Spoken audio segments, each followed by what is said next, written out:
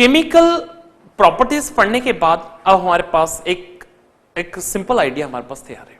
क्या एग्जांपल के तौर पे अगर आप देखेंगे तो हम बात कर रहे थे फिजिकल प्रॉपर्टीज और केमिकल प्रॉपर्टीज की। हम अल्कली मेटल के बारे में बात कर रहे हैं। पहला ग्रुप लिथियम, जिसने हाइड्रोजन को हटा दिया है, lithium, sodium, potassium, rubidium, caesium and francium. हमने फ्रांशियम को हटाया। हाइड्रोजन पूरा अलग से पढ़ते हैं, हाइड्रोजन एंड इस कंपाउंड करके। दूसरा फ्रांशियम रेडियो एक्टिव है, एटॉमिक नंबर मोर देन 82, तो इसलिए हम इसको स्टडी नहीं करेंगे। हमारा मेन टारगेट क्या है? Lithium, sodium, potassium, rubidium, caesium, ये 5 एलिमेंट के बारे में स्टडी करते हैं हम लोग। तो हमारे पास क्या क्या है? सबसे पहले first of all we are discuss about physical properties of alkali metal. Why it is called alkali? Because all the elements is alkali in nature and all the elements is metallic in nature, so it is totally is called alkali metal group or alkali element. It is also called representative elements. Why it is called representative? Because alkali metals represent the whole periodic tables or all the periods of the individual particular groups. ठीक है, यहां पे हमारे पास एक जो बहुत ही important topic है वो है फिजिकल प्रॉपर्टी।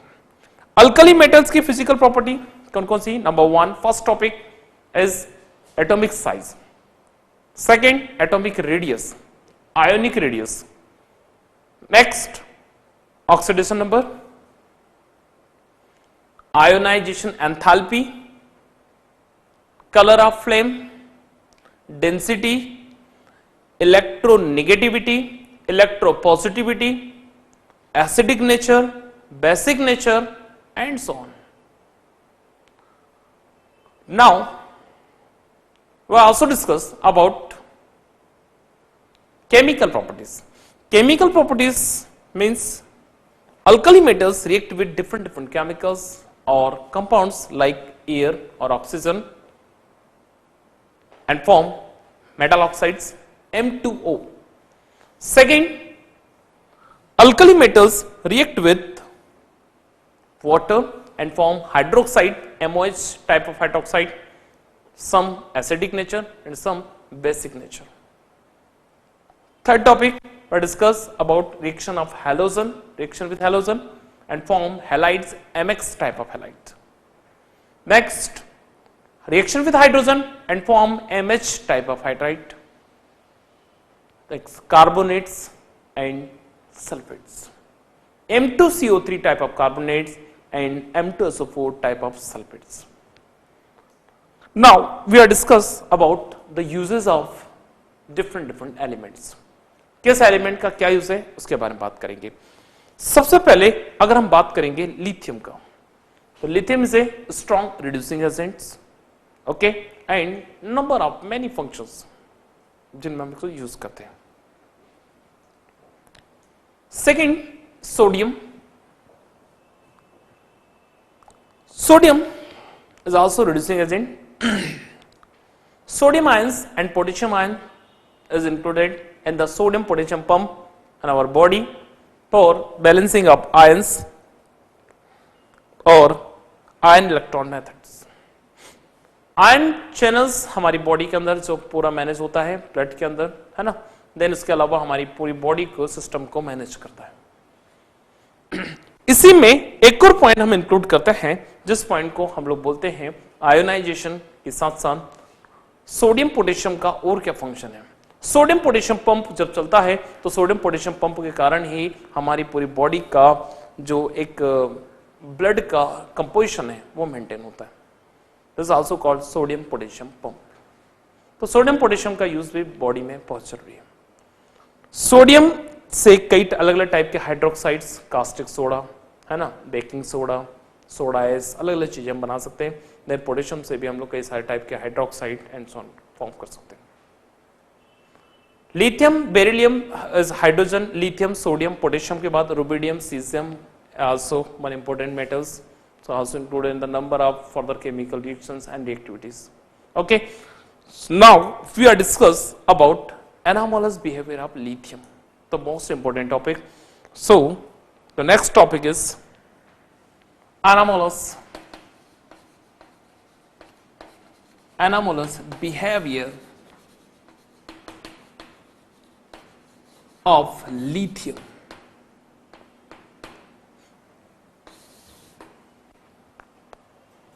देखिए हर ग्रुप में first element so abnormal behaviour. आप किसी भी ग्रुप को उठा के देखिए, पहला हो, दूसरा हो, 13, 14, 15, 16, 17, 18, कोई सा भी ग्रुप के बारे में बात करें, हर एक ग्रुप का पहला एलिमेंट, फर्स्ट एलिमेंट जो है वो अपने ग्रुप में एबनॉर्मल बिहेवियर शो करता है, उसी को हम लोग बोलते हैं anomalous behaviour. So it is also synonym word abnormal behaviour.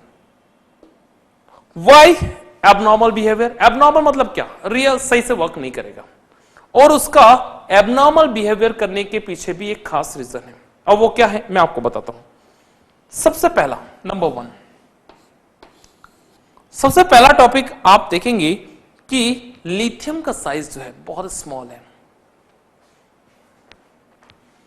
तो पहला point number 1, small size of lithium and lithium ions.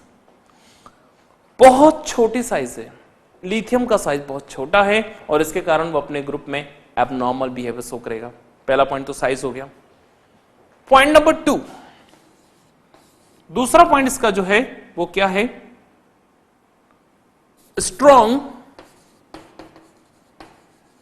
Strong reducing agent.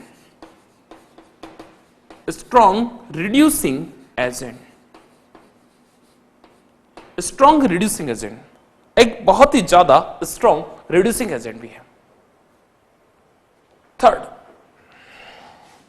जो बहुत ही इंपॉर्टेंट कॉन्सेप्ट है उसका, और वो ये है absence of D orbital. Yes, बहुत इंपॉर्टेंट कॉन्सेप्ट है इसका। डी ऑर्बिटल टोटल एब्सेंट होता है, बिल्कुल नहीं है D orbitals. Fourth point, small atomic radii. इसकी रेडियस जो है वो बहुत ही छोटी है। स्मॉल एटॉमिक रेडियस, बहुत छोटी सी रेडियस है। अरे जब एटम का साइज बहुत छोटा है, स्मॉल साइज है, तो उसकी रेडियस भी क्या होगी? बहुत छोटी होगी। एक और पॉइंट इसमें जो बहुत इंपॉर्टेंट है वो क्या है? स्ट्रॉन्ग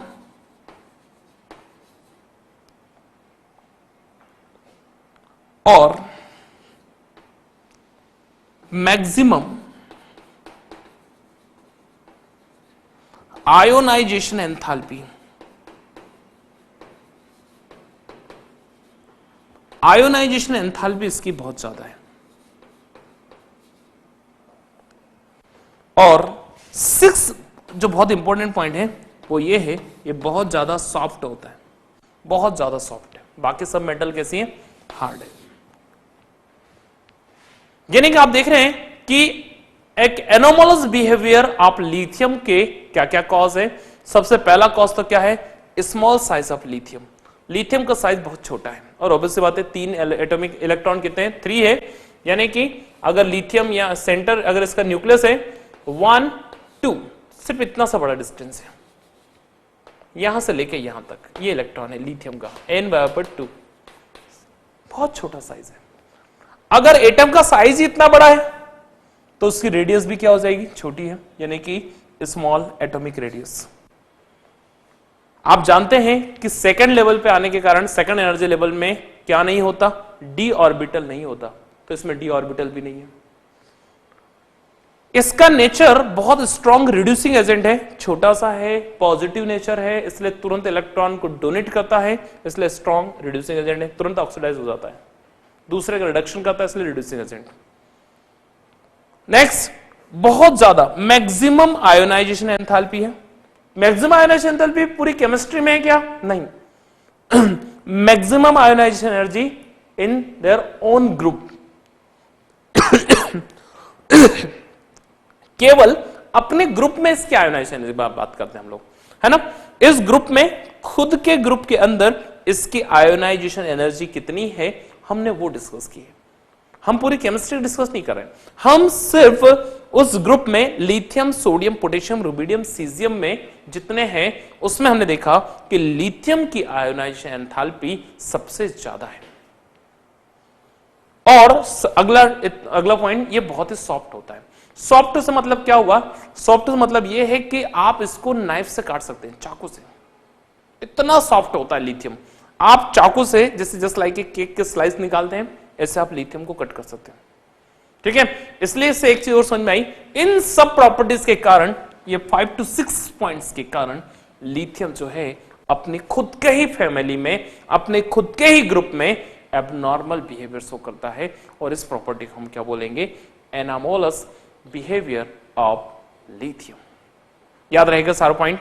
एनसीईआरटी कई जगह अलग अलग टाइप से क्वेश्चन पूछे गए हैं और बहुत इंपॉर्टेंट टॉपिक है, तो आप लोग नोट करना है। अब आता है नेक्स्ट टॉपिक जिसका नाम है डायगोनल रिलेशन। ये एक सेकंड इंपॉर्टेंट टॉपिक है। पहला का टॉपिक था आपके पास एनामोलस बिहेवियर ऑफ लिथियम। अब आपके पास एक दूसरा इंपॉर्टेंट टॉपिक है जो क्या है? एनामोलस बिहेवियर ऑफ लिथियम के बाद diagonal relation.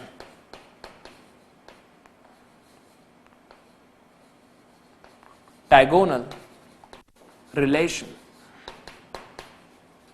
diagonal relationship between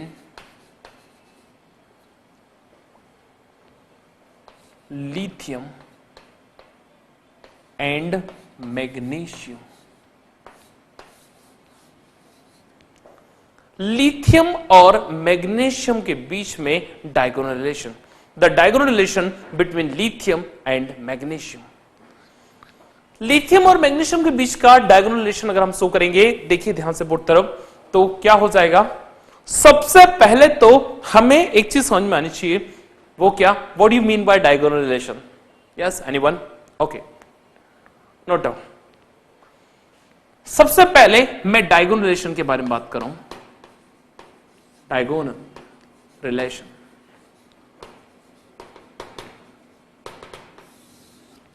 diagonal relationship. Diagonal relationship का मीनिंग क्या है वो आप देखेंगे। सबसे पहला कॉन्सेप्ट आपके लिए जो खास ध्यान रखना है, और वो क्या है? First element, remember it, definition बहुत इंपॉर्टेंट है। First element of second period and second element of third period. First element of second period and second element of third period. So similar physical and chemical behavior. So similar physical and chemical behavior, that is called diagonal relation. क्या कहा? Second period का first element, second period का first और third period का second element. So similar physical and chemical behaviour, यानी कि diagonal form बनेगा cross में। एग्जाम दो पे मैं बात करूंगा सेकंड पीरियड का फर्स्ट एलिमेंट जिसका नाम क्या है? लिथियम। कौन सा एलिमेंट है? लिथियम। और वहीं पे दूसरा लिथियम के बाद नीचे क्या आता है? सोडियम और पोटेशियम। ये second period, third period, fourth period. वहीं पे अगला बेरिलियम, बेरिलियम, मैग्नीशियम और कैल्शियम। तो आप देख रहे हैं कि सेकेंड पीरियड का first element and third period के सेकेंड एलिमेंट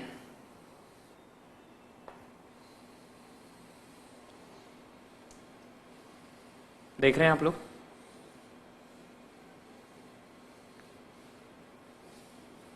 ये लिथियम और मैग्नीशियम, इन दोनों के बीच में डायगोनल रिलेशन होगा, यानी कि इनके फिजिकल और केमिकल बिहेवियर लगभग एक जैसे होंगे। दोनों का एटॉमिक रेडियस लगभग सेम होगा, दोनों की डेंसिटी लगभग सेम होगी, दोनों का एटॉमिक रेडियस के साथ साथ एटॉमिक का साइज इक्वल है, दोनों की केमिकल रिएक्टिविटी, बिहेवियर लगभग सेम है। इन दोनों के बीच में डायगोनल रिलेशन क्यों है, उसका कारण क्या है? तो नंबर वन, सबसे पहला, सबसे पहला पॉइंट लिखिए,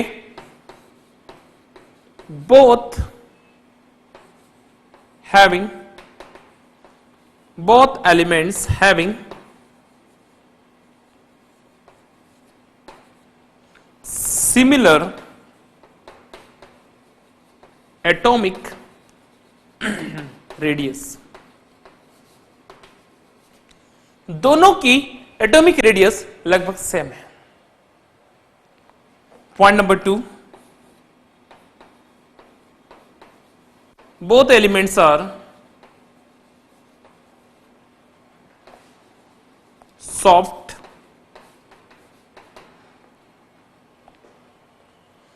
तीसरा point, both elements are strong reducing agent, strong reducing agent।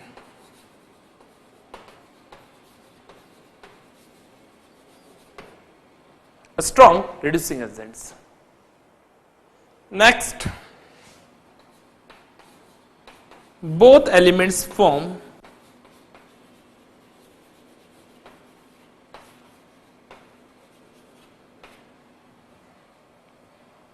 oxides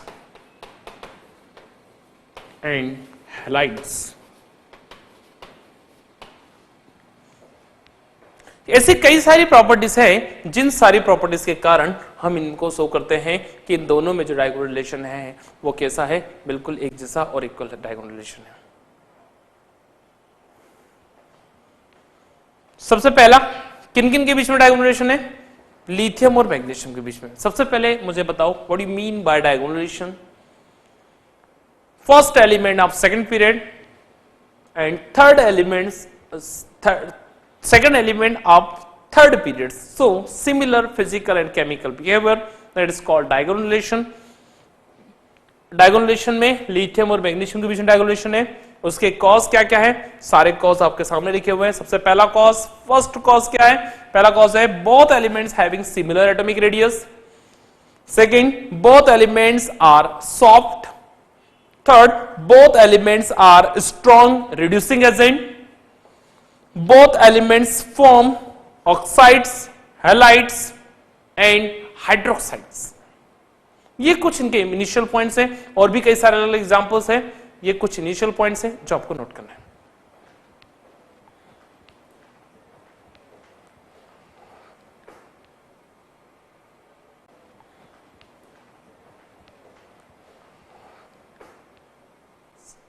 next, मैं बात कर रहा था आप लोगों से, एक हम लोगों ने दो बहुत इंपॉर्टेंट टॉपिक अभी डिस्कस किए। First, anomalous behaviour of lithium, और सेकंड मैंने बात किया डायगोनल रिलेशन के बारे में। ठीक है, ये एक इनिशियल फाउंडेशन था अल्कली मेटल्स का, physical property, chemical property, uses, abnormal behaviour और डायगोनल रिलेशन। और देन एक और इसमें टॉपिक आ सकता है, आप चाहो तो तैयार कर सकते हो, biological importance of lithium, sodium, potassium, rubidium and so on, sodium और पोटेशियम का खासकर। तो बायोलॉजिकल इंपॉर्टेंस जैसे मैंने आपको बताया कि वो सोडियम पोटेशियम पंप जो है फंक्शन में आता है, उससे हेल्प करता है। इंपॉर्टेंट टॉपिक अब हम स्टार्ट कर रहे हैं कि कौन कौन से इंपॉर्टेंट कंपाउंड्स हैं। तो next heading, important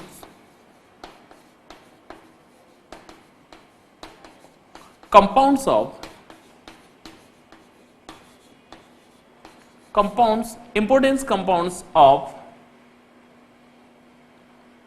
sodium. Sodium के कौन कौन से इंपॉर्टेंट कंपाउंड हैं जिनके बारे में बात करें? Importance compounds of sodium. Sodium के क्या क्या कंपाउंड्स ऐसे बन सकते हैं, देखिए ध्यान से।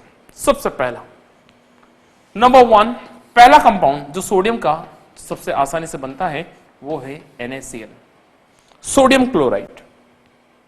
पहला कंपाउंड कौन सा है? Sodium chloride. सेकंड, दूसरा कंपाउंड है सोडियम कार्बोनेट, Na2CO3, जिसका नाम एक और नाम है सोडा ऐश। थर्ड कंपाउंड जिसके बारे में बात करूंगा आप लोगों से वो सोडियम बाइकार्बोनेट NaHCO3 और चौथा कंपाउंड जो इसमें है वो है सोडियम हाइड्रोक्साइड और कास्टिक सोडा। ये 3-4 इंपॉर्टेंस कंपाउंड है सोडियम के। सबसे पहला नंबर 1 सोडियम क्लोराइड। सबसे पहले वाला कंपाउंड है सोडियम क्लोराइड। सेकंड कंपाउंड जिसका नाम है सोडा ऐश और सोडियम कार्बोनेट। Sodium carbonate. तीसरा और थर्ड इंपॉर्टेंट कंपाउंड है सोडियम बाइकार्बोनेट कार्बोनेट। इसी का एक नाम और है baking soda. Baking soda. Sodium bicarbonate, इसका एक नाम और है सोडियम हाइड्रोजन कार्बोनेट और baking soda. Next NaOH, sodium hydroxide, sodium hydroxide. इसका एक नाम और है कास्टिक सोडा। Caustic soda. आप देख रहे हैं इसमें कि हम सोडियम के 4 इंपॉर्टेंट कंपाउंड्स के बारे में बात करेंगे। Number 1 sodium chloride, number 2 soda ash और sodium carbonate Na2CO3, number 3 sodium bicarbonate NaHCO3, number 4 sodium hydroxide caustic soda NaOH। ये चारों बहुत ही इंपॉर्टेंट कंपाउंड्स हैं सोडियम के।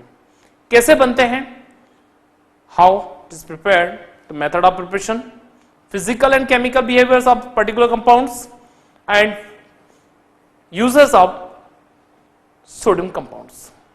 ठीक है, सबसे पहले number 1 first for all we are discuss about sodium chloride NaCl।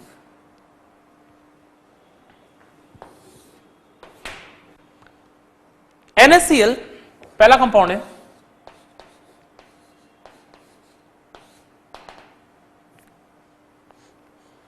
NaCl is formed by the help of neutralization method. Is a normal process, no change. Sodium hydroxide react with hydrochloric acid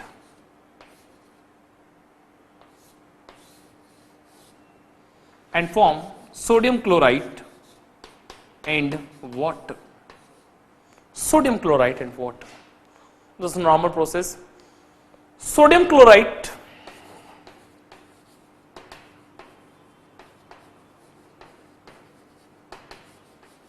is also called white salt.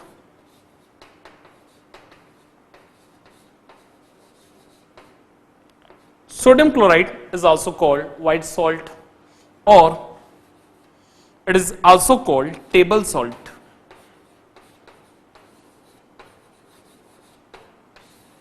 और it is also called table salt. This is बहुत ही important compounds हैं। आप देख रहे हैं जैसा कि सोडियम क्लोराइड के बारे में, सोडियम क्लोराइड, व्हाइट सॉल्ट, खाने में जो सॉल्ट आप यूज करते हैं व्हाइट सॉल्ट, और टेबल सॉल्ट। देखिए this is the magic of chemistry. ये केमिस्ट्री का बहुत ही खूबसूरत मैजिक है। और उसमें क्या हुआ, अगर कास्टिक सोडे की reaction, caustic soda react with hydrochloric acid, caustic soda hydrochloric acid mix करते हैं हम लोग तो सोडियम क्लोराइड बनता है और साथ में वाटर फ्री करता है। लेकिन caustic soda, sodium hydroxide is strong base while hydrochloric acid HCl is a strong acid.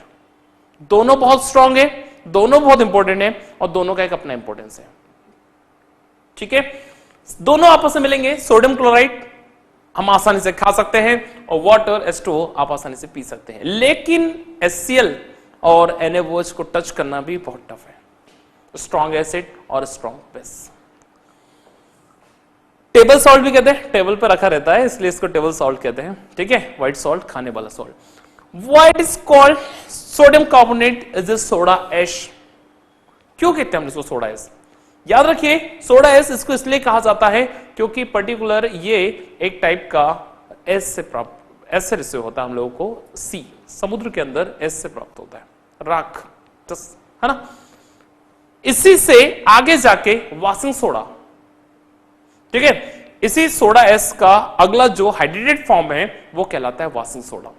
Washing soda का केमिकल फॉर्मूला आप लोगों ने जरूर सुना होगा, मैं यहां अलग से लिख देता हूं। वाशिंग सोडा, कोई सा वाशिंग सोडा आप यूज करेंगे, Na2CO3.10H2। Na2CO3.10H2O is called washing soda,